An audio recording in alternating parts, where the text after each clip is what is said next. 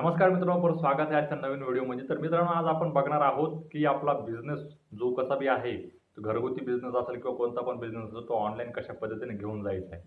बरोबर? कारण आता बघू बघू शकतो मित्रांनो, आपण 2021चा पिरियड आलेला आहे. या काळामध्ये आपण बघतो कोणता पण बिझनेस जर मॅक्सिमम लेव्हलला जर वाढवायचा असेल, तर तो ऑनलाईन येणं खूप गरजेचं आहे. मॅक्सिमम लोकांचे बरेच काही लोकांचे बिझनेस ऑनलाईन आहेत, काही ऑफलाईन आहेत, काही घरगुती बिझनेस आहेत. सगळेजण डेली टू डेली प्रयत्न करीत असतात, की आपला बिझनेस ऑनलाईन कशा पद्धतीने गेला पाहिजे. बरोबर? पण त्यासाठी काय करत असतात, धडपड करत असतात, पण नेमकं एक्झॅक्टली कशा पद्धतीने ऑनलाईन बिझनेस न्यायचा आणि त्याचे फायदे काय-काय आहेत, हे आपण आज बघणार आहोत. जर पहिल्यांदा चॅनलवरती आला तर चॅनलला सबस्क्राईब नक्की करा. जर तुम्ही Instagram बघत असाल तर आपल्या चॅनलला फॉलो नक्की करा.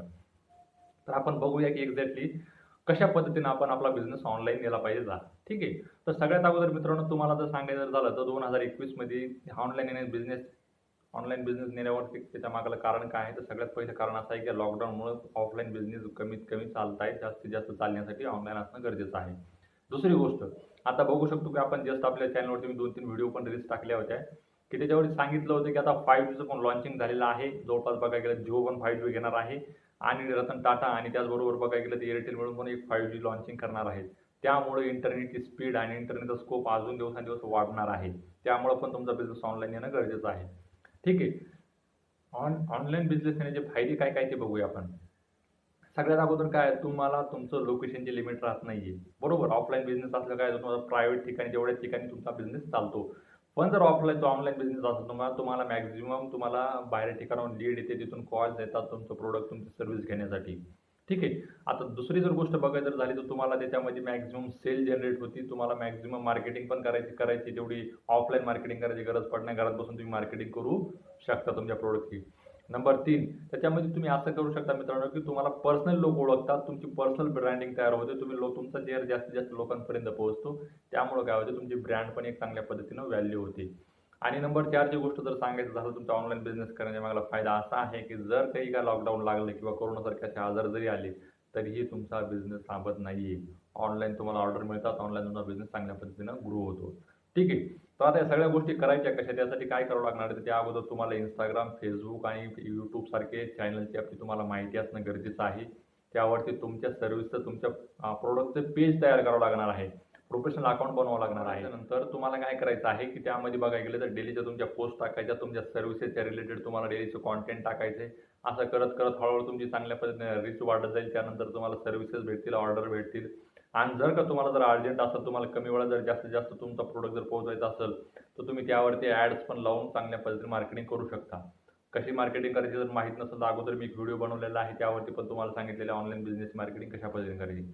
तर ह्या पद्धतीने तुम्ही चांगल्या पद्धतीने तुमचा स्कोप आहे तुम्हाला ऑनलाईनमध्ये तुम्ही स्वतःचं चॅनल बनवून स्वतःच्या Instagramवरती याच्यावरती डेली पोस्ट टाकू शकता तुमच्या प्रॉडक्टच्या रिलेटेड.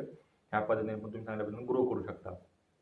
ठीक आहे. आता भरपूर तुम्हाला प्रश्न पडले असेल, की मला ऑनलाईन जमत नाही, ऑनलाईन मार्केटिंग कशी करू? मला चॅनल पद्धतीने ओपन करता येत नाही, पोस्ट कशा टाकू?